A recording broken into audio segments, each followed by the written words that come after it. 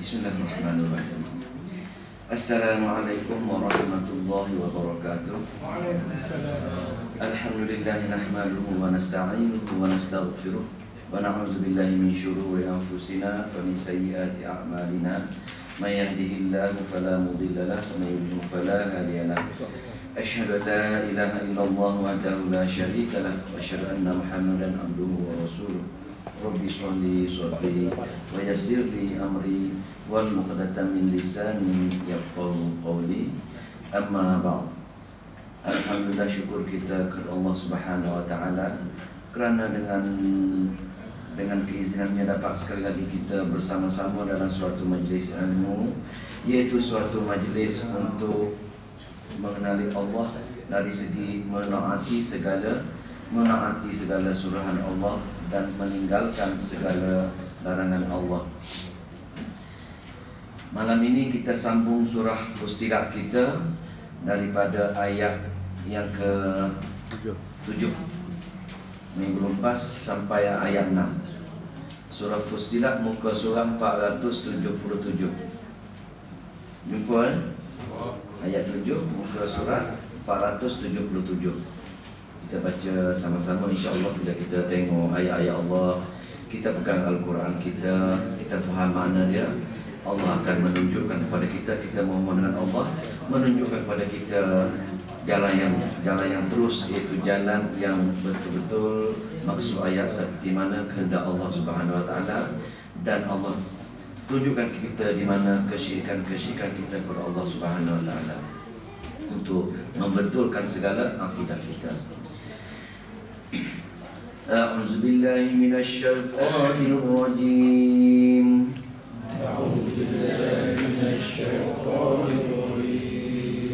Bismillahirrahmanirrahim.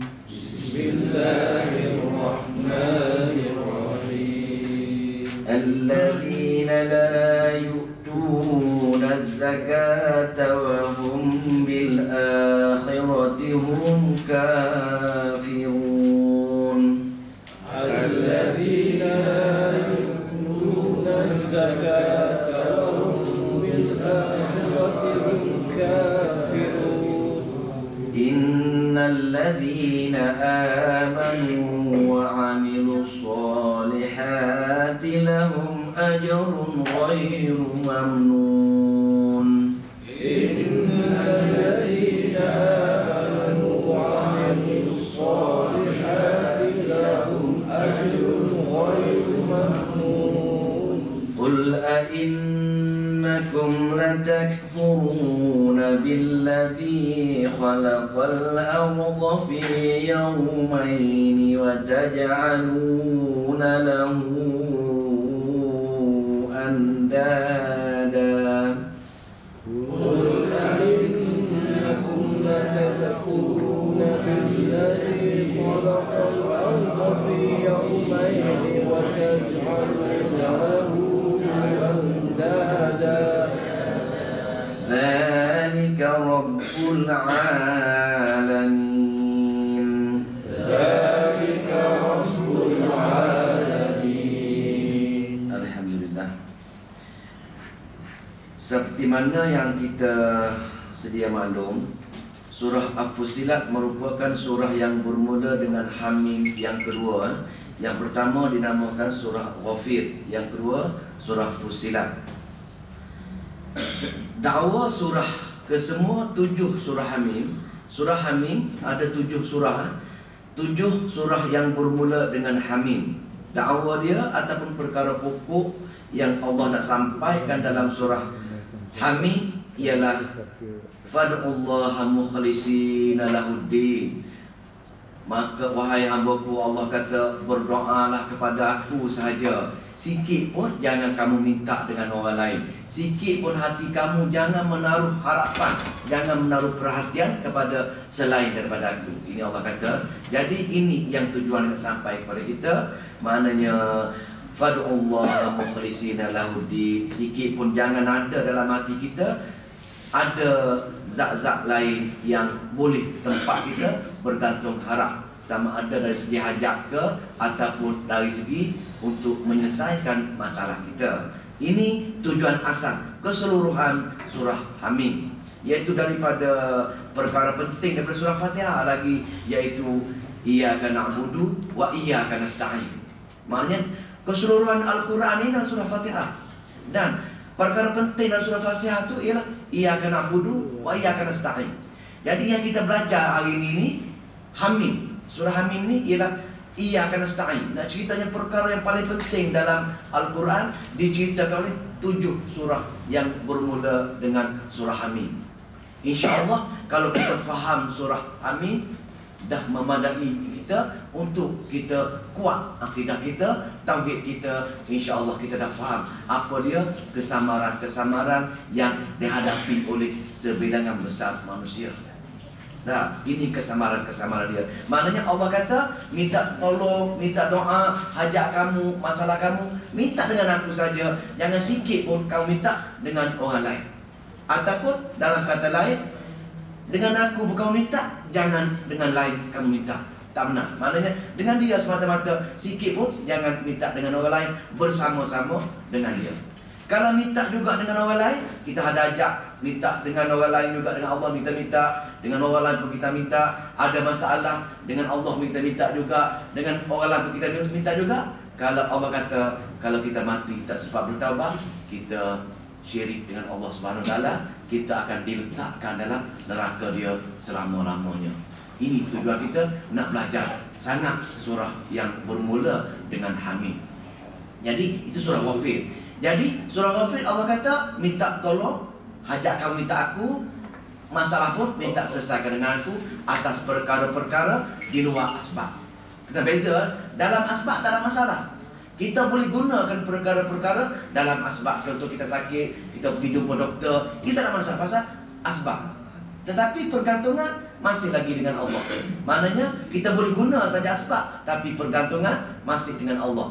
Tetapi atas perkara-perkara di luar asbab, perkara-perkara gaib, ini langsung tak dibenarkan. Guna pun tak benar, apa lagi bergantung. Dalam asbab guna boleh, bergantung tak boleh. Di luar asbab guna pun tak boleh, bergantung lebih-lebih lagi. Itu Jadi habis surah Ghafir. Kita pergi pada kesamaran pertama dalam surah Fussilat. Kesamaran kedua dalam surah surah Asyura. Kesamaran yang ketiga dalam surah seterusnya lah, surah Zukhruf, Ad-Dukhan, Al-Jasiyah, dan akhir sekali surah Al-Ahqaf. Semua kali kesamaran-kesamaran yang kita nak belajar. Takut-takut kita jelas kesamaran. Jadi Allah nak betulkan apa dia kesamaran-kesamaran kita. Jadi Allah tunjukkan dengan ayat-ayat dia. Kesamaran pertama kita belajar baru ni, iaitu dalam surah Fussilat, dalam ayat dakwah surah baru ni, dalam ayat yang ke-25. Maknanya Allah pesan dalam surah Ghafir, surah Hamim ni, minta tolong semata-mata dengan aku saja, jangan kamu minta dengan zat-zat lain. Ini pertama, arahan Allah. Tetapi yang menjadi kesamarannya, sebagai kita, orang lain lah, kita tak ada, dan kita dah belajar Quran. Mereka yang tak belajar Al-Quran, dia kata kami pun yang menjadi masalahnya, kami pun dia kata dengan Allah pun kami semayang, kami berdoa, kami tak. Tapi kadang-kadang dia kata kami minta, kami seru, kami berdoa dengan jin ke, dengan wali ke, dengan nabi ke, dengan malaikat ke, menjadi. Ini kesamaran dia. Anak kami sakit, tapi kami minta dengan wali, minta dengan malaikat, minta dengan jin ke, minta dengan roh nabi ke, menjadi sembuh penyakit itu. Kami 60 tahun tak dapat anak, 60 tahun nak kami kahwin tak dapat anak. Tapi bila kami pergi ke tempat-tempat yang nak seru wali-wali ni, syekh-syekh ni, syekh siapa pun syekh sekalipun, roh-roh dia seru menjadi. Jadi macam mana? Itu kesamaan dia. Jadi mana kata tak betul tadi kena minta dengan Allah saja, tiba-tiba kita minta dengan lain pun menjadi. Kita pergi pulau-pulau seru syekh-syekh mana menjadi. Di sini ukuran kesamaran ialah menjadi itu mereka anggap sebagai kebenaran. Maknanya walaupun menjadi, tapi tetap Allah kata dengan kemurkaan dia. Walaupun berlaku bukan sebagai ukuran kebenaran. Menjadi selesainya masalah kita, tercapainya hajat kita, bukan bererti kebenaran. Nah, bukannya berarti kita sembuh penyakit lama, penyakit yang lain-lain yang pelik-pelik ini sembuh dengan kita menyeru syekh-syekh tadi. Jadi walaupun sembuh, tapi bagi Allah bukannya kebenaran. Kita sembuh bukannya benar. Itu ceritanya. Itu bab yang pertama. Kita seru jin, seru wali, seru roh nabi, seru malaikat pun sembuh bukannya seperti kebenaran yang kita belajar. Allah kata kalau haram tetap haram. Dah. Maknanya harta kita mencuri, harta kita mengompak, harta riba, kita boleh buat. Kita boleh buat rumah berjaya, rumah tu. Dah, rumah besar, rumah 10 bilik, 20 bilik menjadi. Modal yang kita curi, kita berniaga menjadi. Nampak tak sekarang ni? Jadi menjadinya kita berniaga dengan duit haram, Allah kata tak semestinya dengan keredaan dia. Yang haram tetap haram, yang halal tetap halal. Walaupun menjadi, walaupun kita kaya, kita kaya raya, kita mewah, kita bahagia keluarga pun, maknanya ukuran mewah, ukuran menjadi, ukuran bahagia bukannya daripada dengan keredaan Allah Subhanahu Wa Taala. Ini kesamaran dia. Kita suka menganggap bila kita berjaya, bila kita mewah, bila kita dapat apa yang kita nak, kita anggap Tuhan suka dengan kita. Ini persoalan besar. Allah kata bila kita berjaya, kita dapat, kita semua segala penyakit pun, kalau jalan yang bercanggah dengan arahan Allah, mana kita seru kalau Allah kata tetap syirik kepada Allah Subhanahu Wa Taala. Nah, itu seru. Yang kedua, kadang-kadang kita mimpi. Kita mimpi. Tidur malam bila kita ada masalah, bila kita ada masalah kita mimpi. Mimpi datang benda dalam mimpi kita. Tak kisah datang dalam bentuk siapa kita tu. Dia nak uji kita, datang dalam bentuk keinginan kita. Orang alim sikit datang dalam bentuk orang alim. Maka sembah besar jamu putih datang jumpa kita. Apa dia cucu ke tak cucu, dia kata, "Atuk tengok cucu dah ada masalah ni. Apa masalah cucu?" Kita cerita, masalah saya ialah saya jatuh dalam alam perniagaan. Teruk sangat perniagaan cucu sekarang ni. Tak ada masalah cucu, dia kata. Datuk boleh tolong potong ayam, pergi letak di mana-mana tempat. Seru Jumaat, Atuk pasti cucu boleh selesai masalah. Yang menjadi masalahnya, lepas tu berlaku benda tu. Menjadi daripada mimpi menjadi apa yang diseru oleh mimpi kita tadi. Ini pun tetap dalam kesyirikan oleh Allah SWT. Kita tak boleh berujar. Kita berjaya dalam mimpi kita tu, kita sembuh penyakit, dapat hajat kita tadi, bukan kata kejayaan kita. Kita syak Allah suka dengan kita. Kita syak Allah suka dengan wali tadi. Jadi Allah bagi kepada wali tadi tolong kita. Kita syak bila kita dapat, kita rasa Allah suka dengan kita. Pasal kita tahu. Bila kita pergi jumpa Allah, baru tahu, oh rupa-rupanya aku syirik dengan Allah, minta dengan mimpi yang tadi. Pertama. Kedua. Yang ketiga, itu mimpi. Kadang-kadang bisikan-bisikan yang datang ke kita. Bisikan dengan telinga kita kadang-kadang berbunyi. Sama agak berbunyi. Wahai cucu. Biasanya wali-wali panggil cucu lah. Pasal wali ni roh-roh dah meninggal. Wahai cucu, apa masalah cucu ni? Kita cerita lah. Masalah saya ni, kahwin tak dapat anak, dah 20 tahun kahwin, tak dapat anak juga. Tak ada masalah cucu, dia kata. Tak masalah. Buat sekian. Buat sekian. Benda-benda perapak ini. Buat sekian. Dan kita ikut dia, kita berjaya. Nampak tak? Berjaya juga. Jadi kita biasanya kita anggap bila kita berjaya dapat tu, kita kata Allah suka dengan kita. Ini masalah besar kita. Kita rasa setiap hajat kita tercapai, setiap masalah kita selesaikan, kita rasa Allah suka dengan kita. Kita anggap kita syak Allah suka dengan kita, sedangkan benda tu bercanggah dengan Allah SWT. Jadi Allah kata, kalau buat macam tu pun, bila kita mati, kita pergi jumpa Allah, baru kita tahu. 2, 3 dah. Yang keempat, kadang-kadang jarang-jarang dia datang betul-betul secara jaga, secara yaqazah. Kita duduk lepas mayang sah biasanya, datang duduk sorang-sorang kita, nak menjelma satu lembaga dalam bilik kita. Tak kira lah lembaga tu. Mungkin dalam rupa macam arwah atuk kita dulu. Datang atuk kita, betul datang dia. Dia kata buat sekian. Kita ikut arah dia tu. Nak ceritanya berbagai-bagai. Ini semua Allah kata layak kita belajar dulu. Inilah yang Allah kata Allah sengaja takdirkan benda ni. Kenapa? Allah takdirkan untuk menguji kita. Adakah kita percaya betul-betul dengan fad'ullaha mukhlishina lahuddin, maknanya minta tolong aku saja, ataupun kita minta tolong dengan benda-benda lain tadi, maknanya dapat benda tadi menjadi, tapi menjadi dengan kemurkaan Allah Subhanahu Wa Taala. Ini saya ulang yang minggu lepas. Saya ulang apa ya minggu lepas. Dakwah surah Allah kata dalam ayat 25, Allah kata apa? Allah kata wa qayyadna lahum qurana. Aku sengaja takdirkan letak syaitan, letak koron-kore ni bersama-sama dengan kamu. Fazayyanu lahum ma baina aidi wa ma khalfahum wa alaihimul qawl. Aku sengaja letak, aku takdirkan letak benda-benda tadi dalam hati kamu tadi. Aku ikatkan dia supaya tugas benda koren tadi untuk memandang baik apa yang kamu buat tak betul, memandang baik apa yang kamu buat, memandang baik apa-apa benda bid'ah kamu buat. Kamu tengok buat bid'ah, kamu nampak sunnah. Kamu buat syirik, kamu nampak tauhid. Ini dua perkara yang paling penting dalam surah Fussilat. Jadi kesimpulan dan ceritanya dalam surah Fussilat ini untuk menjawab persoalan manusia sering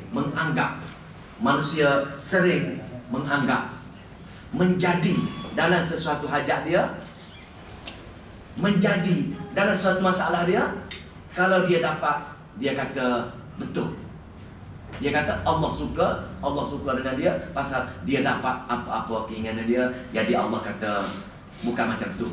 Menjadi bukannya kebenaran. Dia kata menjadi ini dalam dua kemungkinan, sama ada menjadi dalam keredaan dia atau menjadi dalam kemurkaan dia, itu syirik pada dia. Dua-dua menjadi, tapi bila tahu, bila kita pergi jumpa dia, baru kita tahu. Itu cerita kesimpulan yang kita cerita minggu lepas. Lepas tu kita baca ayat yang kita baca malam ni, ayat yang ke minggu lepas kita baca ayat ke-6, iaitu dalil wahyi. Saya ulang Qul innama ana basyarum mithlukum yuha ilayya annama ilahukum ilahum wahid fastaqimu ilaihi wastaghfiru wa wailul lil musyrikin. Nabi kata apa? Mana kata wahai Muhammad, kamu seperti manusia biasa. Kamu katakan manusia biasa menerima wahyu daripada Allah Subhanahu Wa Taala. Ini perbezaan Nabi dengan kita. Nabi menerima wahyu oleh malaikat Jibril. Kita pula berbeza dengan kita pula hanya menerima wahyu daripada ilmu pengajian semacam ini.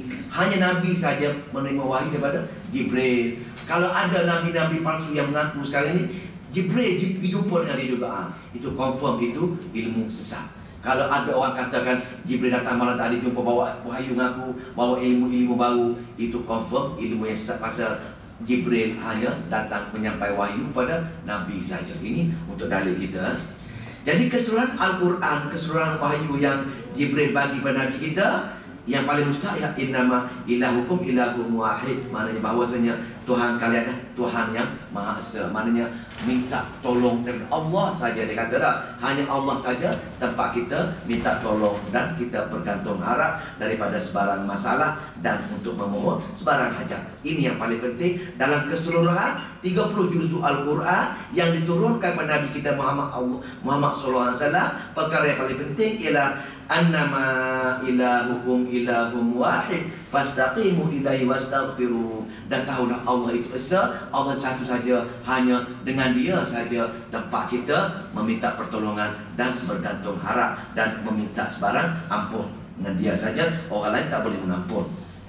Lepas tu, kalau kita buat selain itu, kita masih lagi mengharapkan yang lain, Allah kata wa wailul lil musyrikin, maka celakalah bagi orang-orang yang meminta tolong juga dengan selain daripada Allah Subhanahu Wa Taala. Mana celakalah bagi mereka yang menduakan Allah Subhanahu Wa Taala. Celakalah bagi mereka dengan Allah pun minta tolong, dengan zat-zat lain pun minta tolong juga celaka. Bila celaka, tahulah bila Allah kata celaka bangsa Allah ialah dalam neraka Jahannam dia. Kalau kita mati tak sempat bertaubat dengan dia, kita kekal dalam neraka selama-lamanya. Lepas itu ayat yang kita baca hari ini, allazina la yu'tuna zakah, allazina yu'tuna zakah, orang-orang yang tidak menunaikan zakat. Maknanya di sini sambungan wawailul lil, celakalah bagi orang-orang musyrik ini, iaitu mereka yang tidak mengeluarkan zakat. Di sini ada dua tafsiran, ada dua tafsir pada ahli tafsir, dua tafsiran kalau mengikut daripada Ibnu Abbas, daripada jalur Ali Abu Talib, daripada Ibnu Abbas, dia katakan maksud zakat di sini ialah menyucikan diri. Bila kita keluar, kita tamak dengan harta. Jadi bila kita sayang nak keluarkan zakat, kita pasal sayang harta. Jadi bila kita mengeluarkan zakat tadi, dalam hati kita telah membersihkan perasaan dalam hati kita. Jadi ikut Ibnu Abbas, membersihkan di sini lah, membersihkan diri kita untuk menyucikan diri untuk Allah Subhanahu Wa Taala. Maksud di sini ialah menyucikan diri sini ialah mengucap, bersaksi hanya la ilaha illallah. Ini tafsiran Ibnu Abbas. Tapi jumhur yang kita belajar betul-betul zakat. Maknanya bila kita jiwa tak betul, bila kita syirik dengan Allah, kita rasa sayang nak tinggal harta kita. Jadi tafsir yang kedua ialah betul-betul zakat harta.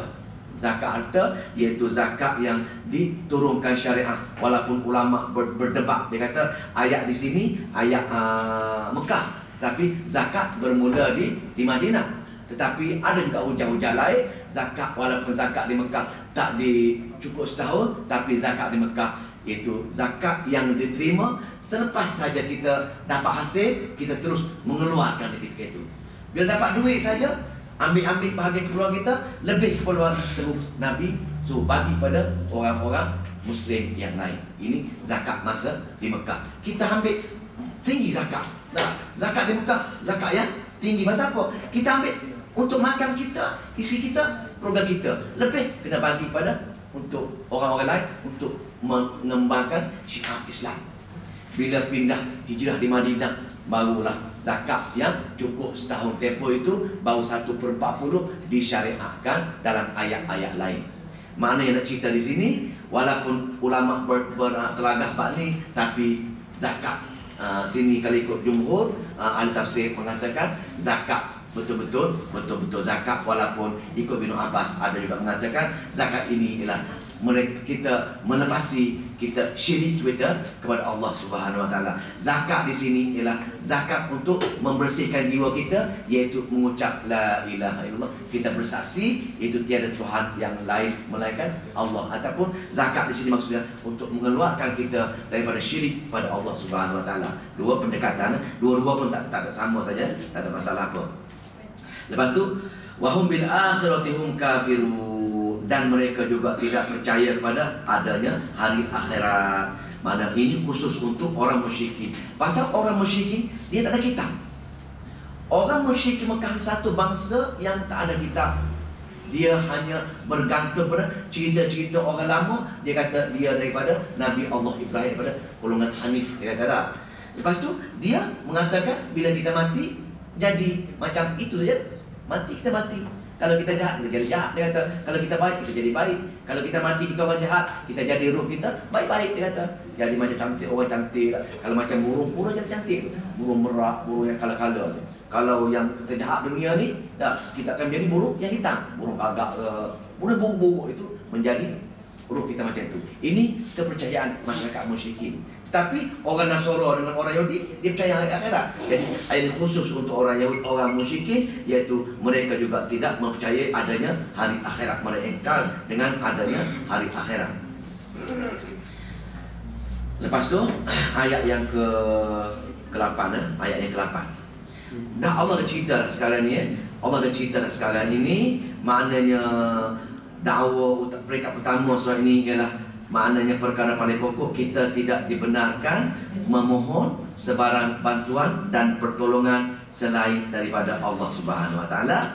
Dan malah macam tu, bila kita macam tu, Allah ayat yang ke-8 ini, innal ladzina amanu wa amilus solihat lahum ajrun ghairu mu'minun.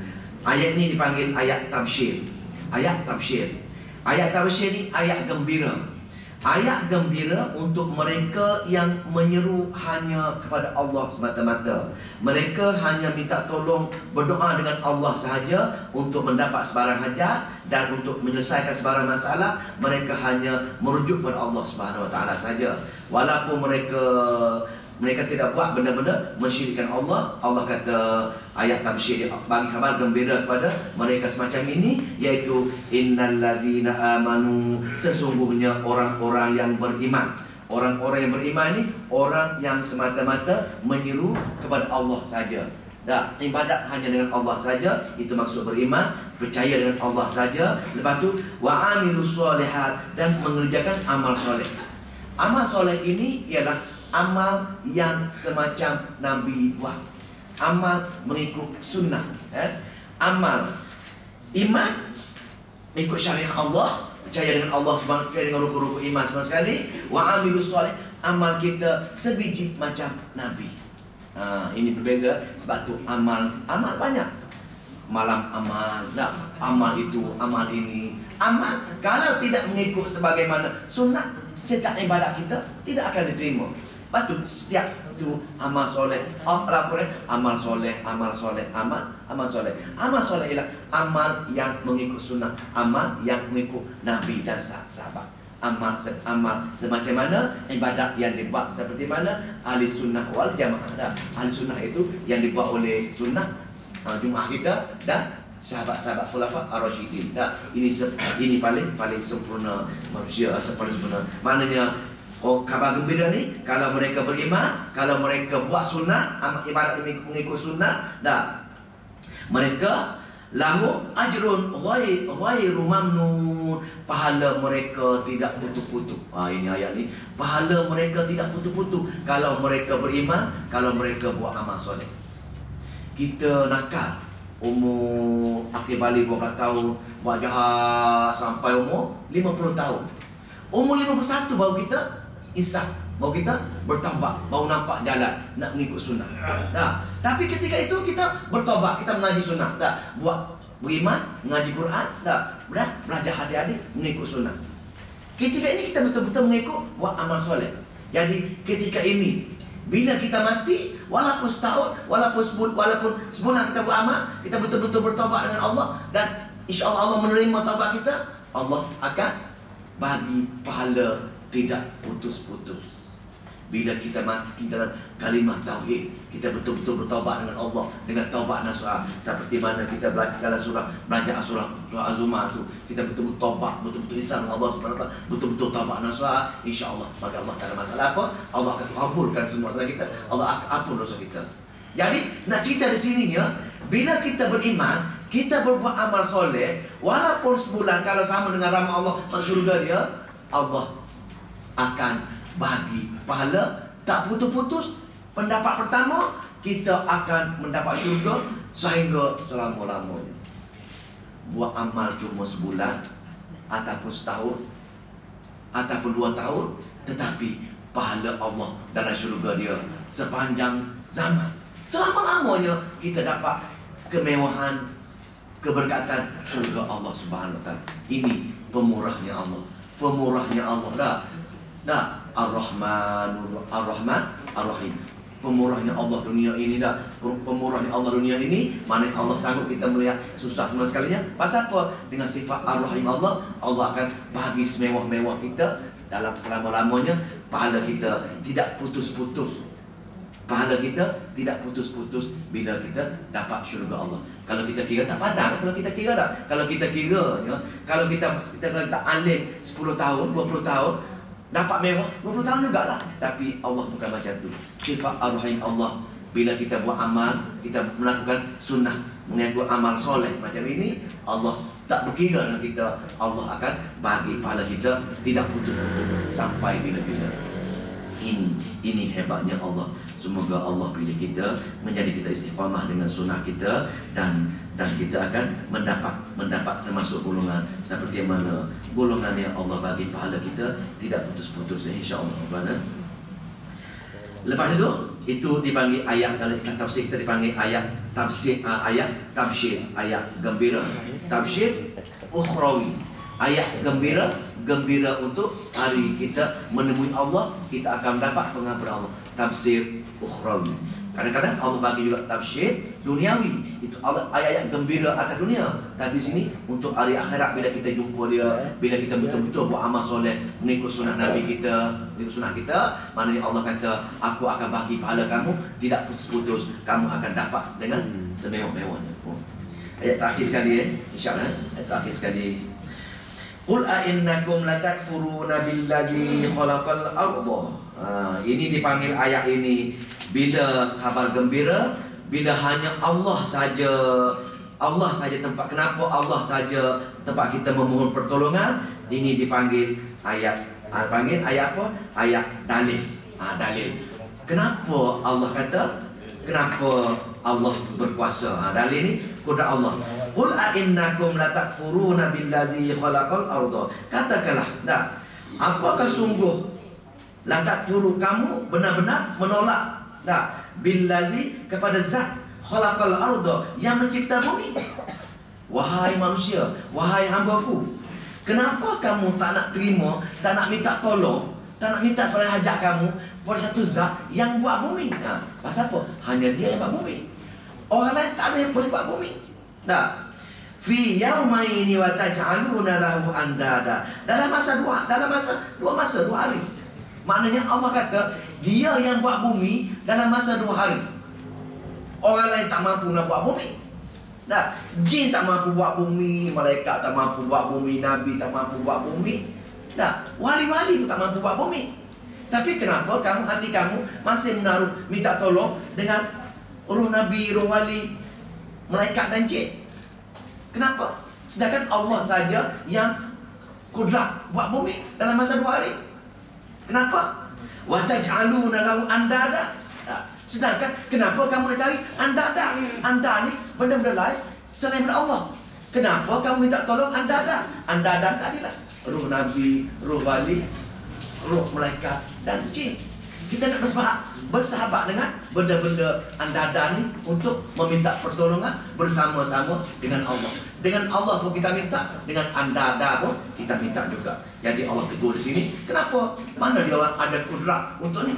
Dalil akli untuk kita berfikir. Allah kata, aku saja ada kudrat yang buat bumi dalam 2 hari. Orang lain tak boleh buat. Macam mana 2 hari? Kita jangan fikir macam mana kita buat. Itu Allah, ilmu Allah. Ini ilmu Allah. Jangan kita kaitkan sifat Allah sama dengan manusia. Lepas tu, dzalika rabbul alamin. Itulah Tuhan semesta alam. Itulah Tuhan semesta alam. Wallahu a'lam. Itu untuk malam ni. Masa kita sembahyang, kita sembahyang Isyak. Lepas tu saya jemput semua sekali ke ada majlis kat rumah saya sikit.